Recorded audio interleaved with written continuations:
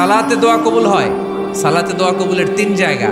একটা হচ্ছে তাকবীরে তাহরিমার পরে আমরা সানা পড়ি না, আমরা তো একটা পড়ি, আল্লাহর হাবিব সুন্নাহ এবং নফল নামাজে আরো পড়তেন সানা, ওই দোয়া কবুল হয়। 2 নম্বর জায়গা সালাতে সেজদায় পড়ে দোয়া করলে কবুল হয়।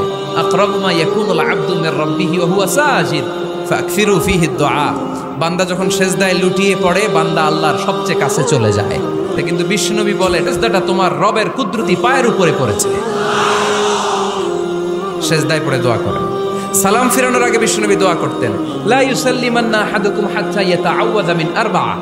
আল্লাহর হাবিব বললেন 4 জিনিস থেকে পানাহ না আছে আমার কোন উম্মত যেন সালাম না ফিরায়। তারা যেন পড়ে আল্লাহুম্মা ইন্নী আউযু বিকা মিন আযাবিল কবর, আউযু বিকা মিন আযাবি জাহান্নাম, আউযু বিকা মিন ফিতনাতিল মাহইয়া ওয়াল মামাত, আউযু বিকা মিন ফিতনাতিল মাসিহিদ দাজ্জাল। আল্লাহ কবরের আযাব থেকে বাঁচাও, আল্লাহ জাহান্নামের আগুন থেকে বাঁচাও, আল্লাহ জীবন মরণ